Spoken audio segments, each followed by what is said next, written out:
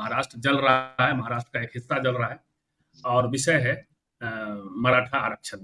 मराठाओं ने आरक्षण की मांग की है, उस पर आज बातचीत करेंगे। मैं एक कहानी से बात शुरू करता हूँ और खुद मेरी ही कहानी। मेरी कहानी की 2006 में मैं पदयात्रा पे था वर्धा से नागपुर। वो पदयात्रा थी ओबीसी रिजर्वेशन के पक्ष में। गाँव हम लोग जाते थे और पवनार एक जगह है वर्धा के पास में, वर्धा नागपुर की बात मैं कर रहा हूँ।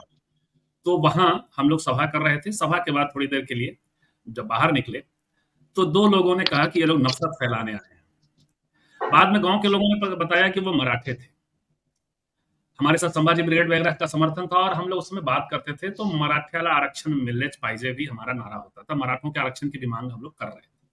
मराठों के आरक्षण की मांग के बावजूद मराठे कह रहे थे कि हम लोग नफरत फैला रहे हैं। यानी मराठों के भीतर आरक्षण को लेकर के कोई एक राय नहीं रही थी। हालांकि 1982 से ही मराठों के बड़े नेता होते थे आनंद भाऊ पाटिल, उन्होंने मराठा रिजर्वेशन की मांग करनी शुरू कर दी थी और उन्होंने आत्महत्या भी की थी आंदोलन के दौरान। आरक्षण का और आत्महत्याओं का बड़ा लंबा संबंध रहा है। ओबीसी रिजर्वेशन जब 1990 में मिला तब भी कुछ लोगों ने आत्महत्याएं की और अभी महाराष्ट्र में जब मराठा आरक्षण को लेकर के एक आमरण अनशन चल रहा है, उस वक्त भी आत्महत्या की भी खबरें आ रही हैं और काफी आगजनी की खबरें आ रही हैं। इस बीच में महाराष्ट्र की जो सरकार है, शिंदे सरकार, अब शिंदे सरकार कहिए, शिंदे अजित पवार और देवेंद्र फडणवीस सरकार कहिए, या वास्तव में देवेंद्र फडणवीस सरकार कहिए, बीजेपी सरकार कहिए, वो पेशोपेश की स्थिति में है।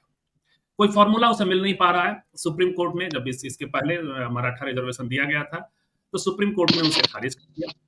सवाल है कि रिजर्वेशन बिना बढ़ाए और कैसे रिजर्वेशन दिया जा सकता है किसी भी समूह को। यह कई राज्यों में सवाल है और यह सवाल उठने वाला है आने वाले दिनों में बिहार से भी, जब 6 नवंबर को बिहार विधानसभा में जाति जनगणना के आर्थिक और शैक्षणिक आंकड़े पेश किए जाएंगे। तो राजनीति इस दिशा में जाने वाली है। लेकिन इसी राजनीति के भीतर क्या कोई बड़ा खेल भी महाराष्ट्र में हो रहा है?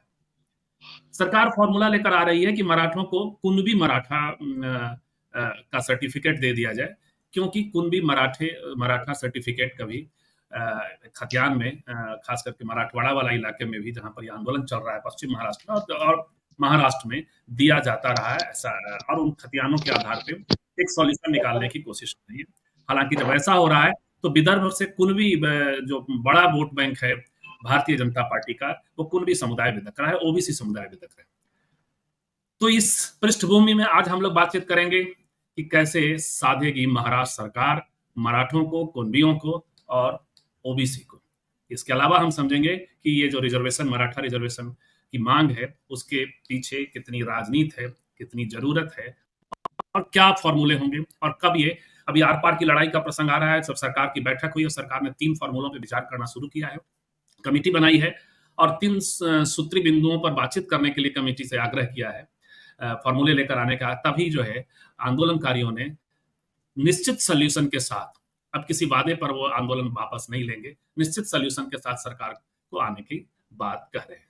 इस पृष्ठभूमि में आज बातचीत करने के लिए हमारे साथ हैं नितिन चौधरी जी। नितिन चौधरी ओबीसी हकों की बात करते हैं, आंदोलन करते हैं और ओबीसी हकों के लिए सक्रिय रहते हैं। तो इनसे समझेंगे और हमारे साथ हमारे दर्शक परिचित हैं, नितिन चौधरी से भी परिचित है, हमारे यहाँ आते रहते हैं रिजर्वेशन के मसलों पे, कई बार हमने बातचीत की है। और हमारे साथ हैं कॉमरेड जम्मू आनंद, राजनीतिक विश्लेषक हैं, राजनीतिक पृष्ठभूमि है। नमस्कार जम्मू भाई। नमस्कार नितिन दा।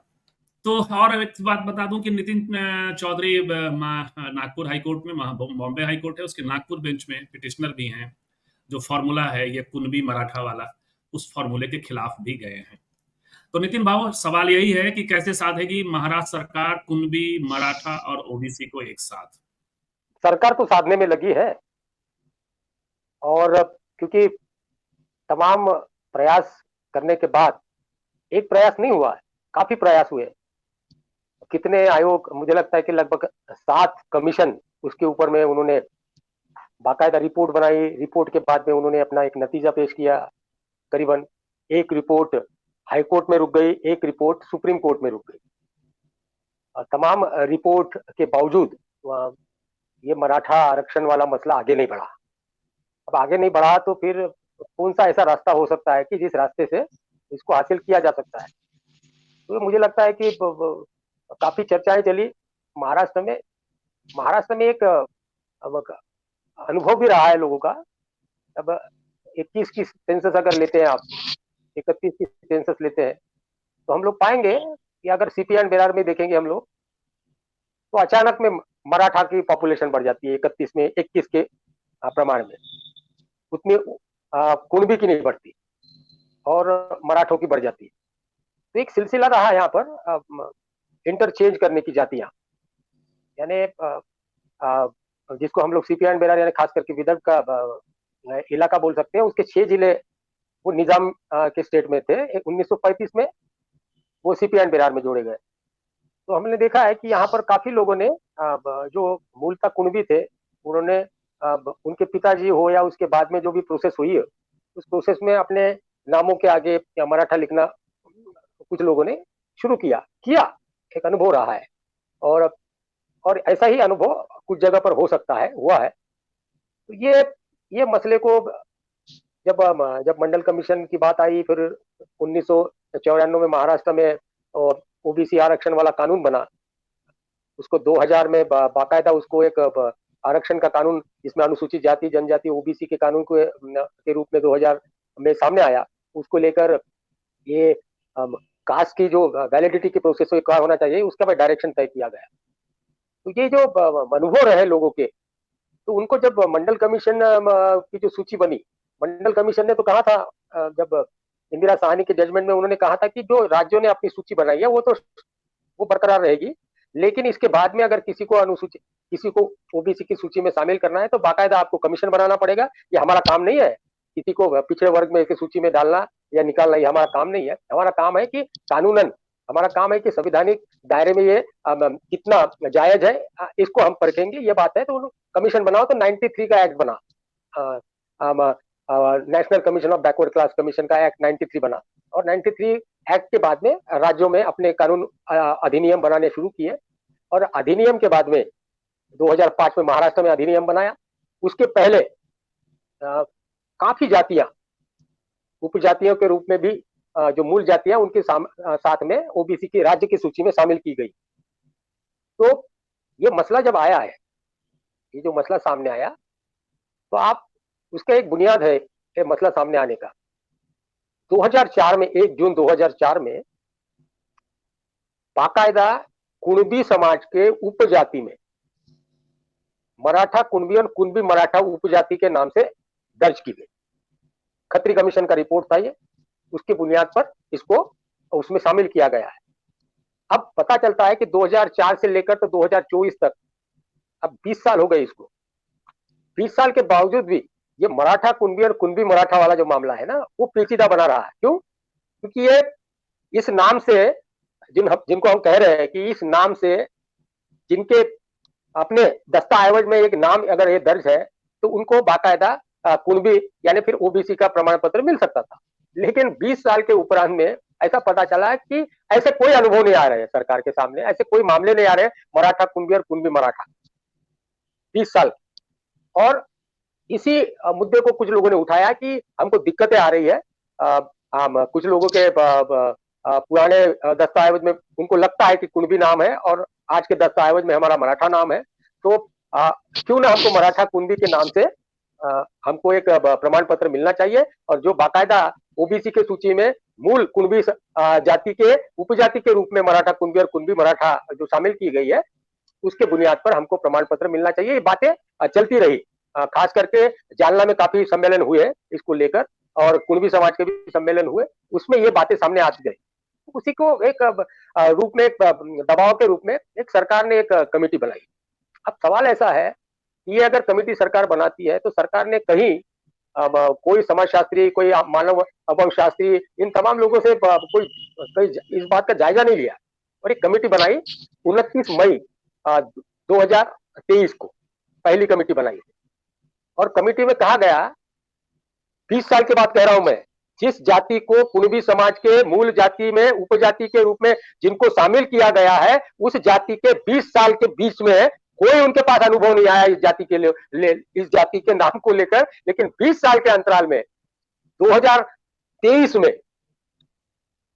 29 मई 2023 में एक पहला जीआर निकला और उसमें कहा था कि मराठा समाज को कुणबी समाज का प्रमाण पत्र देने के लिए, देखो ये लाइन थी उसकी, मराठा समाज को कुणबी समाज का प्रमाण पत्र देने के लिए और उसके बीच में खासकर वो स्ट्रीमलाइन करने के लिए इन्वेस्टिगेशन होगा और पुराने दस्तावेज को खंगाला जाएगा, उसके लिए उन्होंने कमेटी बनाई। 3 माह हो गए, उसी बात को लेकर यह उपलक्षण शुरू हुआ था। ये बातें चलती गई, आपने कमेटी बनाई है, आप ये कह रहे हैं कि देना, भाई आप प्रमाण पत्र देने वाले हो तो दे क्यों नहीं रहे आप? तो इसके लिए आंदोलन शुरू हुआ और आंदोलन शुरू होने के बाद फिर जब वो आंदोलन उग्र रूप लिया, उसका बड़ा रूप लिया, उसके बाद में सरकार को पता चला कि मराठा समाज को कुणबी समाज का प्रमाण पत्र देना आसान नहीं है, ये हो नहीं सकता। 3 माह चले गए तो उन्होंने फिर दूसरा परिपत्रक निकाला, जीआर निकाला 7 सितंबर 2023 को। उसमें नॉमेनक्लेचर बदल गया, उसमें उन्होंने कहा कि मराठा समाज को मराठा कुणबी और कुणबी मराठा समाज का प्रमाण पत्र देने के लिए फिर उसका जायजा लिया जाए और उसके लिए फिर शिंदे जो पूर्व जज है उनके अध्यक्षता में एक 5 मेंबर कमेटी बनाई और वो कमेटी इन्वेस्टिगेशन अभी वो चल रहा है। अब ये जो मामले आए कि मराठा समाज के काफी लोगों ने, अब कुछ लोगों ने कुणबी समाज का प्रमाण पत्र लेकर बाकायदा सर्विसेज के प्रोसेस में उन्होंने इसकी शुरुआत की। कुछ लोगों ने प्रमाण पत्र हासिल किया और बाकायदा नौकरियां हासिल की, लेकिन वो स्क्रूटनी कमेटी के पास गई। स्क्रूटनी कमेटी के पास जाने के बाद 2001 का एक मामला है, उस 2001 के मामले में आज जो कह रहे हैं कि कुणबी समाज और मराठा समाज एक है और कुणबी समाज किसानगी करता था और मराठा समाज ये खास करके सैनिक के पेशा में, मिलिट्री पेशाओं में जाते थे, लेकिन उनकी मूल जो है बुनियाद जो है वो किसानी रही है और दोनों भी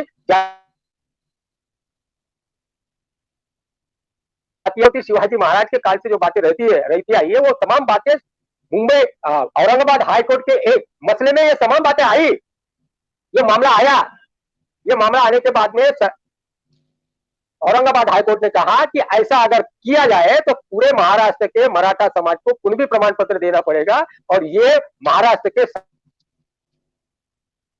सामाजिक रचना के लिए एक विचित्र बात होगी। ये उनका स्टेटमेंट है, आखिरी का जो निर्णय है। उसके बाद में 2009 का एक मामला आया, उसमें मुंबई हाईकोर्ट में जजमेंट है, उन्होंने भी ये बात किया, उन्होंने कहा कि एब्सर्टी होगी, है मूर्खपना होगा है ऐसा अगर करेंगे आप तो। ये तमाम मसले खारिज हो गए। इसके बावजूद भी सरकार ने कमेटी बनाई है और कमेटी ये जायजा ले रही है कि दस्तावेज को, जो आज के दस्तावेज जिनके मराठा के रूप में वो कह रहे हैं कि हम निजाम के राज्यों में हम कुणबी हुआ करते थे, हम उस वो जो 1953 के पहले जहां पर वो वास्तव हुआ था उनके वो क्षेत्र का, वो अभी खास करके महाराष्ट्र में वो शामिल हुआ है। तो उनका कहना है कि उस जमाने में हम लोग कुणबी हुआ करते थे। अब हमारे जातियों के जो खास करके दस्तावेज, आज के दस्तावेज में हो सकता है कि हमारे मराठा नाम दर्ज किया, लेकिन हम मूलतः हम कुणबी है। और ये बातें चली और ये बातों को लेकर खंगाला जा रहा है आज की तारीख में। और सरकार जो पुराने महसूली दस्तावेज, रेवेन्यू जो दस्तावेज है उसको खंगाल रही है, वो अलग अलग खास करके उन जिलों में जाकर निजाम के प्रक्रिया में। तो ये जो मराठा कुणबी वाला जो मामला रहा है, खास करके विदर्भ और मराठवाड़ा में खासकर ज्यादातर रहा। यहाँ के कुछ लोगों ने, कुछ कुणबियों ने भी मराठा नाम अपने दस्तावेज में दर्ज किए, स्कूल के लिविंग प्रोसेस में उन्होंने दर्ज किए। हमारे आसपास जो हमारे मित्र है उन्होंने भी, उनके पिताजियों ने ये तमाम बातें की है, ये बातें हुई है।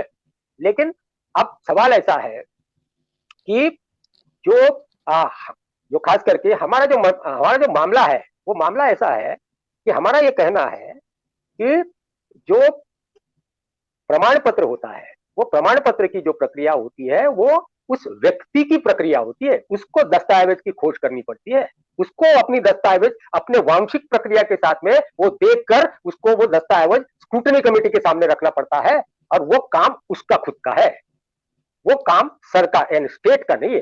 किसी जाति विशेष के लिए ये काम करना ये स्टेट का काम नहीं है और ये स्टेट ने किसी जाति का स्पॉन्सरशिप लेके ये किया जैसा ये मामला हो जाता है। और दूसरा हमारा कहना था कि ये डिस्क्रिमिनेशन होता है, क्योंकि इसके पहले ऐसा कोई अनुभव नहीं है राज्य सरकार के पास में कि जिन्होंने, इसके पहले बहुत सारे मामले हैं, हमारे विदर्भ में मामला है, गोवारी समाज का मामला है, हमारे विदर्भ में कोष्टी समाज का मामला है। इस मामले को, बहुत सारे मामले हैं जिसको लेकर तमाम बातें जो है सामने आने के बाद में प्रमाण पत्र इनवैलिड हुई है।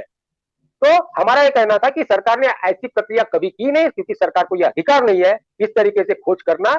ये सरकार का काम नहीं है इस बुनियाद को लेकर। अगर सरकार करती है तो डिस्क्रिमिनेशन होगा, क्योंकि इसके पहले सरकार ने किसी जाति के लिए इन्होंने नहीं किया, इस एक जाति विशेष के लिए ये काम किया है, तो ये हमने डिस्क्रिमिनेशन कहा। दूसरा कहा कि ये स्टेट का काम नहीं है, ये उस इंडिविजुअल का काम है, अपनी जाति की खोज करना, अपने वंशिक की खोज करना और वो दस्तावेज को सरकार के समक्ष रखना, ये उस व्यक्ति का काम है, ये कहना था हमारा इस मामले में। और तो तीसरा मामला ऐसा था, तीसरा ये कहना था हमारा ये मामले में कि 105वां जो संविधान संशोधन हुआ, 102वां के बाद में 105वां, क्योंकि स्टेट से सब पावर निकाल के केंद्र ने अपने पास में ले लिए थे, फिर 105वां जो कॉन्स्टिट्यूशन अमेंडमेंट हुआ तो फिर से स्टेट के पास आया कि ओबीसी जातियों की लिस्ट राज्य सरकार बना सकती है। लेकिन हमारा यह कहना था फिर भी केवल राज्य का अधिकार नहीं है, वो केंद्र का भी अधिकार है, इसलिए राज्य अपने हाथ में लेकर ऐसा अधिकार जता नहीं सकती। इस बुनियाद को लेकर हम कोर्ट में गए। और चौथा हमारा कहना था कि 2000 का जो कानून है, आरक्षण का कानून है, और एक एक्ट बना है, उसने वैलिडिटी की प्रक्रिया को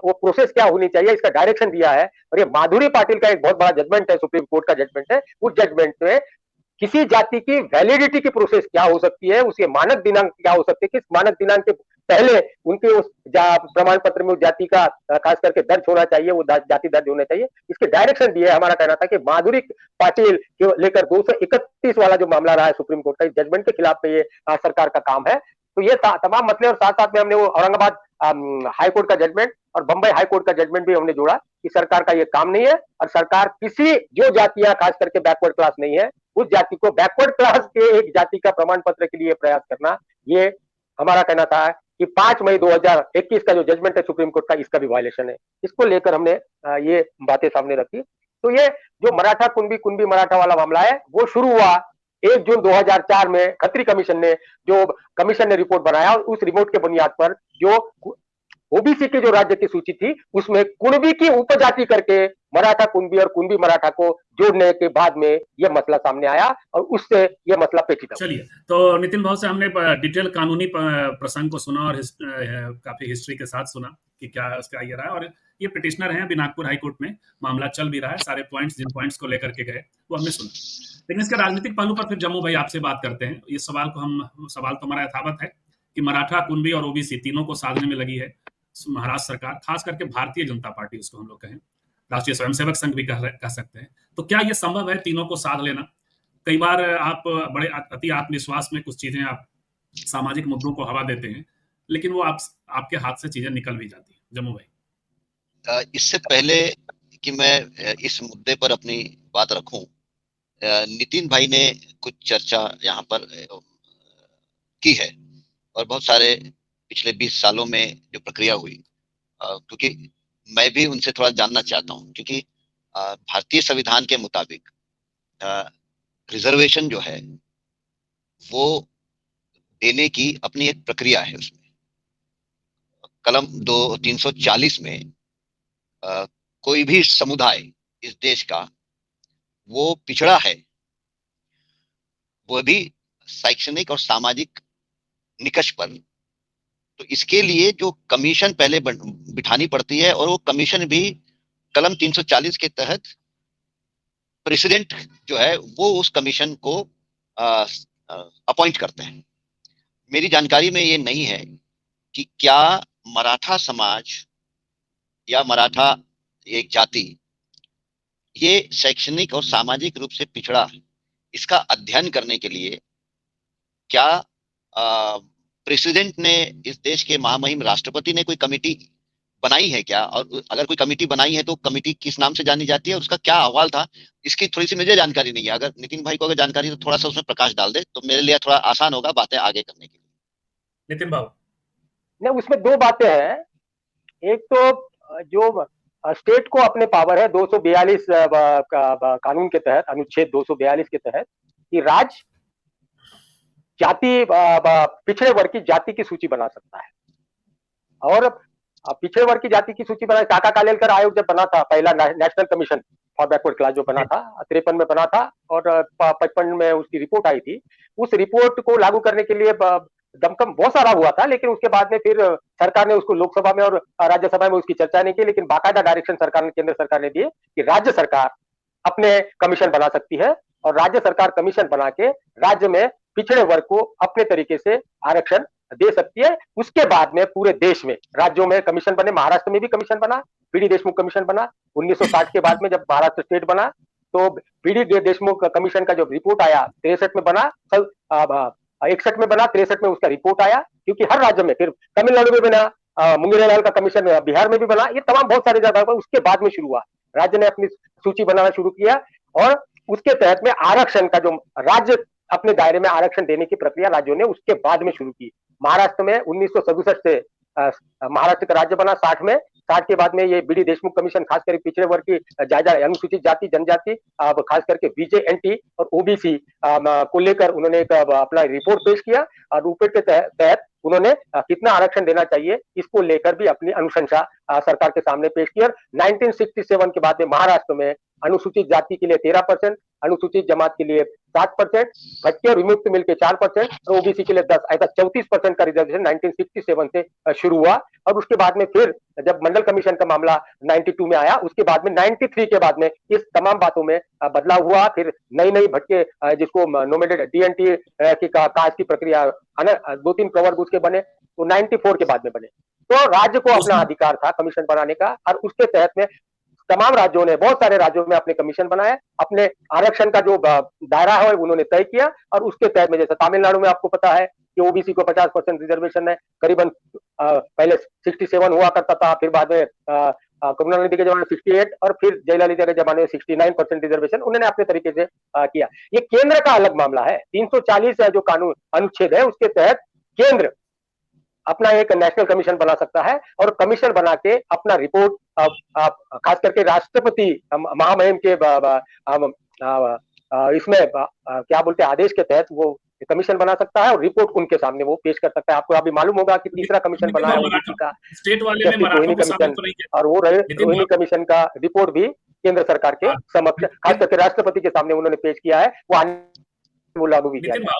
सवाल ये है कि मराठों को न केंद्र जी, मराठों को न केंद्र ने और न राज्य ने, दोनों की जो ये आया उसमें शामिल नहीं किया ना, उनके सामाजिक शैक्षणिक पिछड़ेपन को नहीं। कोई प्रक्रिया, किसी भी प्रक्रिया में अभी मंडल कमीशन की भी प्रक्रिया हुई, काका कालेलकर ने तो जातियों की तो लिस्ट शिक्षा विभाग से, गृह मंत्रालय से, इधर से उधर से लेकर और राज्य की जो खास करके अलग अलग क्या बोलते कि सर्विसेज में और शिक्षा क्षेत्र में जो उनकी अनुशंसा थी उसको क्या बोलते उसका कोलैज बनाया और उसका एक रिपोर्ट बनाया था। मंडल कमीशन ने मेहनत की थी। मंडल कमीशन में जिलों में जाके एक गांव का एक बना के, लेकिन उस प्रोसेस में मंडल कमीशन के प्रोसेस में जब आई थी तब भी उसके पहले आपको मैंने बता दिया कि राज्यों ने अपनी एक पिछड़े वर्ग की सूची बनाई थी। उस सूची में उसमें मराठा समाज का, इसका मतलब ये है चाहे केंद्र सरकार, चाहे महामहिम राष्ट्रपति हो 340 के तहत या राज्य सरकार हो 242 के तहत, पहले तो ये सुनिश्चित करना पड़ेगा किसी एक कमीशन को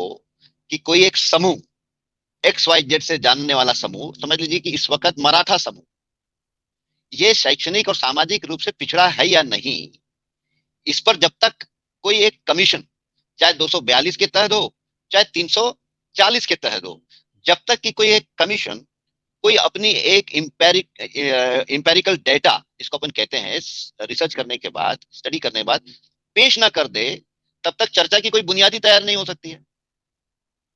तो क्या ये मामला इस तरीके का है कि नहीं कहीं 50 साल पहले, 100 साल पहले निजाम के जमाने में इस प्रकार के कागजात है जिसमें कुछ नोमेनक्लेचर का इस्तेमाल किया गया है, उसके आधार पर भारतीय संविधान मेरे ख्याल से किसी भी समूह को मागास वर्गीय यानी ओबीसी, एससी, एसटी या वीजेएनटी घोषित ही नहीं कर सकती जब तक कि कोई कमीशन ना हो। बिल्कुल, वो कमीशन चाहे 340 के तहत का हो या वो कमीशन 242 के तहत हो। थोड़ा सा मेरे को जानकारी नितिन भाई से चाहिए, क्या मराठा समाज के मामले में ऐसी कोई कमीशन कॉन्स्टिट्यूशन के कलम के आधार पर कोई अभी तक पिछले 20 साल में बनी क्या? राज्यों के अपने कमीशन की प्रोसेस शुरू हुई थी।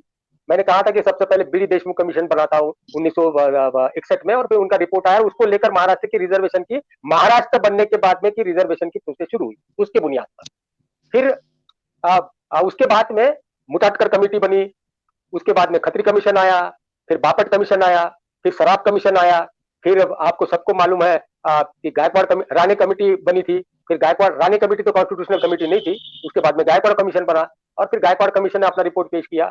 लेकिन आपको मैंने इसके पहले ही बताया था कि माननीय सुप्रीम कोर्ट में खास करके पिछड़े वर्ग के आरक्षण को लेकर जो मसला चला था, इंदिरा साहनी का मामला जो बना था, उस मसले में जो डायरेक्शन दिए थे 92 में, 16 नवंबर 92 का जो निर्णय है, उस निर्णय में उन्होंने 2-3 बातें कहे। तो उसमें एक बात ये कही थी, ये जो है पिछड़े वर्ग की जो सूची बन रही है, राज्यों की सूची बन रही है 342 के तहत, जो भी कह रहा है वो सूची बन रही है, वो सूची यानी उसमें से कौन पिछड़े है कौन नहीं है, ये देखने का मामला हमारा नहीं है। हमारा कहना है कि किस बुनियाद पे आपने अनुशंसा की है और वो अनुशंसा को कॉन्स्टिट्यूशन के प्रोविजन के तहत में वो जायज है कि नहीं, ये परखना हमारा काम है। तो उन्होंने सूचना की थी कि तुरंत एक कमीशन बिठाया जाए, कमीशन बनाया जाए और कमीशन का एक्ट बनाया जाए। तो उसके बाद में national commission of backward class का 93 का एक्ट बना और फिर कमीशन बना, national commission of backward class बना। इसी 93 एक्ट के तहत राज्यों में भी एक्ट बने। महाराष्ट्र में 2005 में एक्ट बना और इसका मतलब यह है कि 2005 के बाद के जो कमीशन की प्रोसेस है,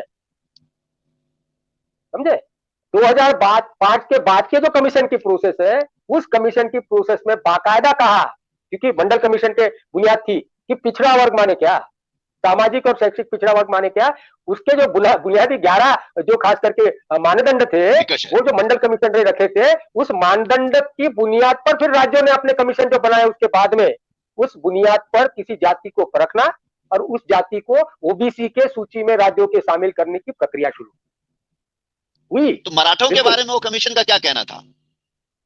तो मराठों के बारे में जब बापट कमीशन का पहला रिपोर्ट आया था, तो बापट कमीशन ने उसको नकार दिया था, ये सोशल जस्टिस का मामला नहीं बन सकता है करके कहा था।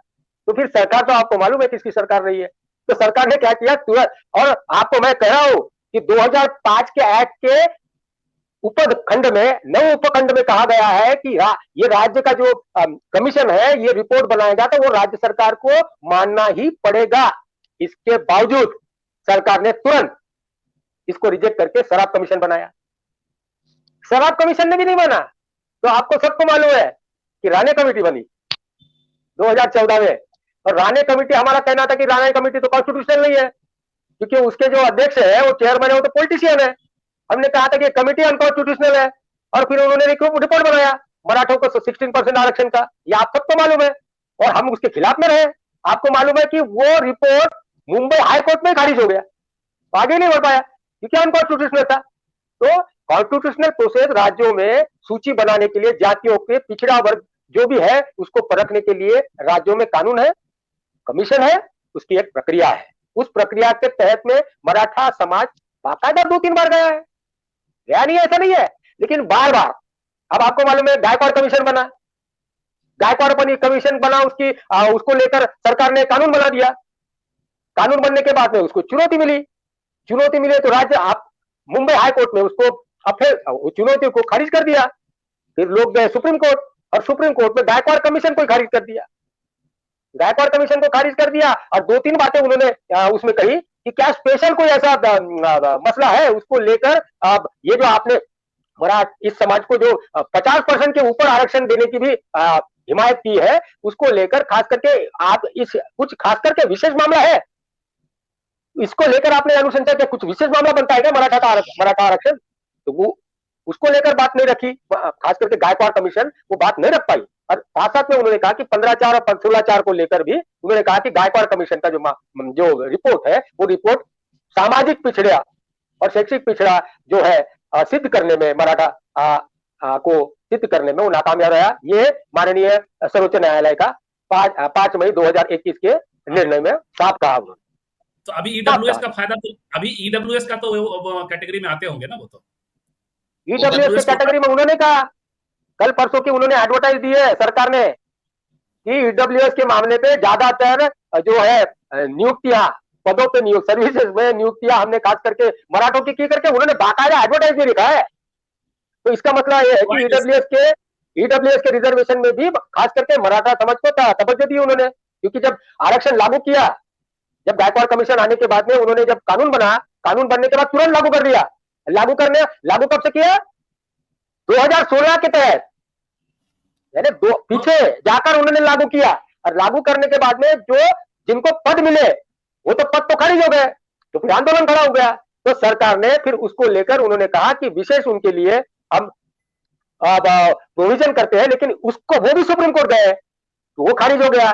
तो फिर आ गया मामला, अभी खारिज हुआ, उसको लेकर उन्होंने कहा कि हम ईडब्ल्यूएस के तहत आपको ये तमाम जो नियुक्तियां है उसको ईडब्ल्यूएस के तहत मानेंगे। तो ये अभी उन्होंने रिपोर्ट पेश की, अभी राज्य सरकार ने बाकायदा परसों एडवर्टाइज पेश की और उन्होंने कहा कि ईडब्ल्यूएस के मामले में ज्यादातर नियुक्तियां हमने मराठा समाज की। इसका मतलब यह है कि मराठा समाज ईडब्ल्यूएस का पार्ट एंड पार्सल है। बिल्कुल है। और हमारे जिनको अनुसूचित जाति जनजाति और ओबीसी का आरक्षण नहीं मिलता उनको वो आरक्षण लागू है। और हमारे एक मित्र हैं, हमारे एक मित्र वो अक्सर कहते हैं कि ओबीसी रिजर्वेशन तो है ही नहीं इस देश में। उनका कहने का अर्थ ये है कि 8 लाख का आपने कैप लगा दिया ओबीसी पे, और ईडब्ल्यूएस में भी 8 लाख का कैप है, तो ओबीसी कौन सा रिजर्वेशन हो गया है? आपने सारे रिजर्वेशन को ईडब्ल्यूएस बना दिया है। ओबीसी को आप करते हैं तो क्रीमी लेयर हटाइए, बड़ा अच्छा। नहीं उससे उसको आगे चल के मैं 2 बातें कहता हूँ, उनके साथ जोड़ देता हूँ। ईडब्ल्यूएस के लिए तो एक ही है मानदंड, क्या? 8 लाख के नीचे उनकी वार्षिक आय होनी चाहिए। ओबीसी को उससे ज्यादा है। ओबीसी को चाहिए, क्या चाहिए मालूम है क्या? ओबीसी को ये चाहिए कि वो पिछड़े वर्ग की सूची में होना चाहिए, वो पिछड़ा वर्ग का होना चाहिए। डबल मार खा रहे हैं ओबीसी, यानी हम तो ओबीसी को कह रहे हैं, काय के लिए ओबीसी के तहत रिजर्वेशन ले रहे हैं, आप ईडब्ल्यूएस के तहत लो और कह दो कि हम ओबीसी नहीं है। और फिर वो स्क्रूटिनी के लिए 51 के पहले के दस्तावेज भी दो ओबीसी को, स्क्रूटिनी में 51 के पहले के दस्तावेज भी दो। इससे अच्छा ईडब्ल्यूएस ले लो, कोई झंझट नहीं है, तहसीलदार से इनकम सर्टिफिकेट ले लो। नहीं जम्मू जी और चंदन जी, तुमको बताता हूँ, ओबीसी के 6 मानदंड है, ईडब्ल्यूएस का 1 मानदंड है। ओबीसी के 6 मानदंड है, जो कॉन्स्टिट्यूशनल पोस्ट पे है, they are the creamy layer, यानी कॉन्स्टिट्यूशनल पोस्ट पे जो रहेंगे वो ओबीसी नहीं है, वो क्रीमी लेयर है ओबीसी में के। साथ साथ में उन्होंने कहा कि जो क्लास 1 एज ए अपॉइंटमेंट है उनके बच्चे क्रीमी लेयर है, उनको रिजर्वेशन नहीं मिलेगा। और ये सर्विसेज के तमाम मिलिट्री प्रोसेस में और तमाम सरकारी पदों और सार्वजनिक जो सेवाएं हैं, तो तमाम सार्वजनिक सेवाओं के प्रक्रिया में जो है वो at the time of appointment हो गया, और अगर वो पदोन्नत होते हैं 40 साल में तो उनके भी बच्चों को नहीं मिलेगा। तो मतलब ये हुआ कि क्लाइमेक्स ये है कि मराठा ओबीसी मांगे और ओबीसी ईबीसी मांगे। ये हो सकता है, मांग सकते हैं हम, चलिए, क्योंकि इतनी काटछाट है ओबीसी में, इतनी काटछाट है। और जो किसान है उसके लिए वो कह रहे हैं कि सिंचाई, यानी जो सीलिंग का जो क्राइटेरिया है, अगर 18 जो खास करके पूरी सिंचाई वाली जमीन होगी तो उसके लिए 18 एकड़ है, और 52 एकड़ 54 एकड़ किसके लिए? नॉन इरिगेटेड है। तो उसका अगर 80% उसके पास खेती होगी तो वो भी क्रीमी लेयर हो जाता है। तो हर जो ओबीसी वर्ग में जो आता है उसकी कटाई का मानदंड बना हुआ है, लेकिन ईडब्ल्यूएस में कटाई का मानदंड एक है, 8 लाख की आय। और ये मानदंड है ओबीसी में आखिरी है, आखिरी का मानदंड है ओबीसी में 8 लाख वाली आय सीमा, लेकिन ईडब्ल्यूएस में केवल एक मानदंड है। तो सुप्रीम कोर्ट में जब जजमेंट किया था तब उन्होंने परखा क्यों नहीं कि भैया जिनको पिछड़े कह रहे हैं उनके लिए 6 मानदंड देते हैं, और जो पिछड़े नहीं है उनके लिए 1 मानदंड कैसा? ये तो डिस्क्रिमिनेशन हो गया, आर्टिकल 15 का वायलेशन हो गया। ये सुप्रीम कोर्ट ने जज को नहीं समझा क्या? तो जम्मू और कोई सवाल है आज? कुछ नहीं, देखिए जब आर्थिक निकष पे आरक्षण रहेगा तो वहां निकष एक ही रहेगा, आर्थिक इनकम। और जहां पर शैक्षणिक और सामाजिक निकष पे पिछड़ापन सिद्ध होगा वहां पर निकष बहुत ज्यादा होंगे। तो इसके लिए शायद हो सकता है कि समय अनुसार समाज भी शिक्षित होगा, और जो आसान तरीका है आरक्षण का शायद उस तरफ लोग बढ़ेंगे आगे, क्योंकि कोई समाज झंझट में फंसना नहीं चाहता। किसी समय उस समय का संदर्भ अलग होगा, 50 साल बाद। लेकिन जम्मू भाई इसमें भी एक बात यह है कि ईडब्ल्यूएस में सिर्फ आर्थिक कहाँ रह गया? जब आपने कह दिया कि ईडब्ल्यूएस में SC ST OBC नहीं आएंगे तो ईडब्ल्यूएस भी कहाँ आर्थिक रह गया? इसका मतलब ये है कि ईडब्ल्यूएस में वो लोग आएंगे जो 342 और 343 में नहीं है, 340 में नहीं है, 242 और 340 में है, नहीं 242, 341 और 342 में। एक अब बस आपकी आखिरी टिप्पणी, पॉलिटिकल टिप्पणी करिए कि कैसे साधेगी महाराष्ट्र सरकार ये सब कुछ, या आग भड़काएगी भाजपा RSS? देखो, आग 2 प्रकार की होती है, जो बुझाई जा सकती है और दूसरी जिसको जो सिर्फ सबको लड़ाई का अपने सीखे। चपेट में ले आती है। जी, तो बीजेपी को ऐसा लगता है कि समाज में, माने बीजेपी को ऐसा लगता है कि आग उसके कंट्रोल में रहती है। आग किसी के कंट्रोल में नहीं रहती है, उसको अगर हवा का झोंका मिल जाए तो वो लपटे जो है अपने आप ले आती है और फिर वो बेकाबू हो जाती है। तो बीजेपी की पूरी जो रणनीति रही है वो यही रही है कि समाज में आग थोड़ी सी जलते रहे और फिर कुछ काबू में रखे, और फिर जब काबू से बाहर, मणिपुर क्या है, मणिपुर वही है कि वो आग काबू के बाहर चले गई बिल्कुल। तो खामोश हो गए, जलने दिए। और सबको मालूम है कि आग अपने ढंग से एक सीमा के बाद बुझती भी है। महाराष्ट्र में क्योंकि राजनीति इस वक्त, देश की राजनीति में जब से जनगणना, जाति जनगणना की बात केंद्र में आ गई, सामाजिक कारण के केंद्र में आ गई और राजनीति के भी केंद्र में आ गई, तो फिर सारा समीकरण बदल गया। जी, बेसिकली महाराष्ट्र का मराठा ये बीजेपी के साथ कभी नहीं रहा। बीजेपी का सामाजिक बेस ओबीसी, वीजेएनटी और इतर और अपर कास्ट रहा है। अब सवाल इस बात का है कि बीजेपी महाराष्ट्र के अंदर पार्टियों को तोड़कर अपनी जगह वो विस्तार करना चाहती है, और इसमें उनको लगता है कि मराठों की राजनीति बीजेपी ने किया नहीं, तो मराठों को उलझाकर, मराठों को मैदान में उतारकर ओबीसी में एक असुरक्षा पैदा करो और फिर ओबीसी जागरण यात्रा भी करो कि भाई हम ओबीसी के साथ हैं, हम ओबीसी के साथ हैं। क्योंकि ये पहली बार हुआ है कि इधर लातूर में जरंगे पाटिल का आंदोलन और इधर बीजेपी ने विदर्भ में ओबीसी जागरण यात्रा निकाली। क्यों? क्योंकि जब जरंगे पाटिल ने कह दिया कि हमको कुनबी माना जाए तो ओबीसी की बात आने लगी। हाँ, तो बीजेपी फिर जो है ओबीसी कंसोलिडेट करने लगी कि हम ओबीसी के साथ हैं, और जागरण इधर से करने लगी। और उधर इस वक्त का जो मराठा आंदोलन है वो, उसके दो चेहरे हैं, एक तो आरक्षण मांग रहा एक चेहरा है, दूसरा मराठा, प्रस्थापित मराठा बनाम वंचित मराठा।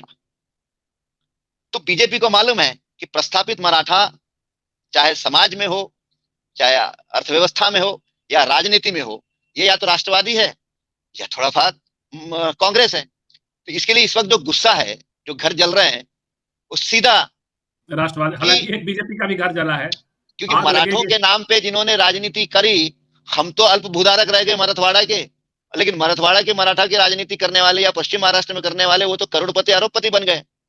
तो ये जो, तो बीजेपी ने इसको दोनों तरीके से ट्विस्ट करने की कोशिश की कि एक इधर से उभारा और ओबीसी में असुरक्षा की भावना करके ओबीसी के बीच में जागरण यात्रा निकाली, और दूसरा मराठों की जो राजनीति जिनके कब्जों में है उनको मराठा समाज से अलग थलग कर दे। क्योंकि आज अजित पवार हो, शरद पवार हो, ये तमाम मराठा छत्रप जो है कुछ बोलने की स्थिति में नहीं है, अगर बोल भी दिए तो कुछ सुनने की स्थिति में नहीं है।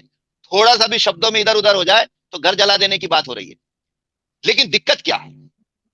दिक्कत यह है कि इस प्रकार से समाज में आग लगाकर अगर बीजेपी को लग रहा है महाराष्ट्र के कि वो चुनावी खेत जो है काट लेंगे, तो बीजेपी अभी खुद संकट में आ गई है। क्योंकि अल्टीमेटली आग इतनी फैल गई है कि वो शम नहीं रही है। और दूसरा, इस वक्त मराठा समाज कोई आश्वासन के लिए तैयार नहीं है, वो अभी कोई कमेटी उमेटी की बात नहीं करना चाहता है। अब तुम कोई संविधान मत बताओ, 242 मत बताओ, आज अल्टीमेटम दे दिया कि मुझे कुछ आश्वासन नहीं चाहिए, हम लोगों को एक्शन हमें चाहिए। सरसकट, ये एक शब्द है नया, सरसकट। सरसकट का मायने ये है कि हम जो कागज दिखाने वाले हैं या दिखाएंगे उसको ही अंतिम प्रमाण मानकर आप उसको मान लें। तो जो टिकने वाला नहीं है, कहीं कोर्ट ऑफ लॉ में नहीं टिकने वाला है। पर अल्टीमेटली बीजेपी को ऐसा लगा कि मराठा उद्रेक करवा के महाराष्ट्र की राजनीति को या महाराष्ट्र के समाजकारण को अपने हक में लाएगी, वो उनके खिलाफ चले गया। आज बीजेपी के, मालूम है देवेंद्र फडणवीस ने क्या कहा, क्या कह रहे हैं देवेंद्र फडणवीस? वो कह रहे हैं कि मराठा आरक्षण जो है वो मुख्यमंत्री शिंदे वो देके रहेंगे। उन्होंने पल्ला अपने आप को मराठा आरक्षण से अलग कर दिया और शिंदे के गले में डाल दिया। आप देखो, आप निपटो। मैं तो आपको बड़ा नेता मानता हूं, आप मुख्यमंत्री है। तो फडणवीस ने जो भूमिका परसों ले ली, तो इससे बीजेपी में घबराहट है, क्योंकि आग के चपेट में सिर्फ हम ही नहीं रहेंगे, ये आग में जलाकर बीजेपी को कोई राजनीतिक फायदा नहीं होने वाला है, नुकसान हो जाने वाला है। जी जी बताएं। जब मुझे ने बराबर कहा है कि जैसे बीजेपी सामने आई सत्ता में, तो उनको लगा कि हम सबको खिला सकते हैं और सबको अपने उंगलियों पे नचा सकते हैं। ये उनको लगने लगा, कुछ लीडरशिप का एक अपने आप में एक माज वो जिसको बोलते हैं कि पैदा हुआ। उनको लगा कि हम इसको भी संभाल सकते हैं, उनको भी संभाल सकते हैं। तो जो पिछले बार मराठा रिजर्वेशन लागू किया था फडणवीस ने, तो जस्ट पास में रिपोर्ट भी पेश नहीं की, रिपोर्ट भी किसको दिखाई नहीं, रिपोर्ट पे चर्चा भी नहीं हुई और अनुशंसा भी नहीं दिखाई। अपने रूप में एक कानून बना के पेश किया, उसको सबने मंजूर करवा दिया। यानी मैं किस तरीके से तमाम बातों को मराठा समाज को भी खुश कर सकता हूँ, उसको भी आश्वस्त कर सकता हूँ। ये एक उनको गुरु जो पैदा हुआ था वो बात, और खास करके उनको मालूम था कि ओबीसी तो हमारे ही है, हमारे वोटर ही है, वो ओबीसी तो वो तो भक्ति है हमारे। तो दोनों को संभालते वो उस समय फेल हुए थे, इसलिए 122 से 106 पे आ गए थे, आपको बता रहा हूँ। और अब फिर से मामला उठा, उनको क्या लगा कि फिर से हम लोग मराठा को, उनको मालूम है कानूनन जो प्रोसेस है वो प्रोसेस से तो जा चुके हैं, वो वहां तक जा चुके हैं। अब फिर से किस तरीके से जाने वाले हैं वहां पर, तो उनको लगा कि शॉर्टकट तरीके से पीछे के रास्ते से उनको अलग तरीके से देके, क्योंकि ये शिंदे या कोई अजित पवार वाला ये मामला नहीं है, ये उनके दिमाग की उपज नहीं है। ये जो मामला जो आया कमेटी बना के पीछे के रास्ते से, कुंभित प्रमाण पत्र दे दो, खोज करो, उनको लगा कि इस तरीके से फिर से हम लोग मराठा समाज को अलग तरीके से खुश करने की जो राजनीति उन्होंने चलाई, उससे क्या हुआ, उनके हाथ से ओबीसी निकल चुका है। और साथ साथ में जिस कदर मराठा समाज नाराज हो चुका है तमाम बातों को लेकर, तो उससे वो फंस चुके हैं। लेकिन इसमें दो मामले हैं। एक मामला ऐसा कि मराठा आरक्षण के दो मसले ऐसे हैं कि कानूनन प्रोसेस से उन्होंने कमीशन बनाना, कमीशन से एक रिपोर्ट आना, रिपोर्ट से अनुशंसा आना, अनुशंसा से कानून बनना, कानून पारित करवाना रिजर्वेशन का, ये एक अलग प्रोसेस है वो। और ये जो है, जो मामला कमेटी बना के बाकायदा मराठा समाज को बाय हैंड कुणबी बता के या कुणबी है करके प्रमाण पत्र देके आरक्षण के दायरे में लाना, ये अलग प्रोसेस है। दो प्रोसेस अलग है, दोनों भी प्रोसेस फंसने वाली है कानूनन। ये तो अभी सरकार तो पिछले भी कानून जैसा कानून वो घोषित कर दी, लेकिन दोनों भी मसले कानून के तहत फंसने वाले हैं। और फिर जो धमाका होगा सरकार का, जिसको लेकर सरकार पेचीदा में आने वाली है, उससे जिसने इस राजनीति को खेला है उसका सबसे ज्यादा नुकसान होने वाला है। शिंदे और पवार इस प्रोसेस में बिल्कुल कहीं नहीं है, क्योंकि उनके दिमाग की उपज ही नहीं है। बिल्कुल नुकसान होगा। आग लगाने वाले का भी कई बार हाथ जल जाता है, तो हाथ जलेगा बीजेपी का ही, ऐसा नितिन भाव और जम्मू आनंद का कहना है। जम्मू भाई और नितिन भाव, आप दोनों आए, बहुत बहुत धन्यवाद। फिर मिलेंगे जरूर कल किसी और मुद्दे पे, लेकिन उसके पहले एक बात कह लें कि यदि यही संघर्ष मुसलमानों ने किया होता तो अपने हकों को लेकर के, एक शांतिपूर्ण आंदोलन मुसलमानों का था, शाहीन बाग का आंदोलन, और उसे बदनाम करने की कोशिश की गई।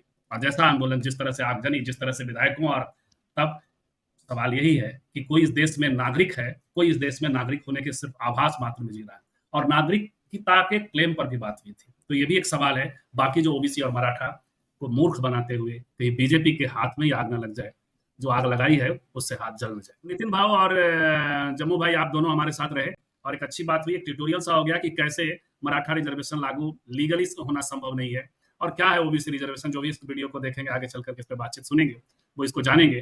कल फिर मिलते हैं किसी और विषय पर बातचीत के लिए। आप सबका बहुत बहुत धन्यवाद।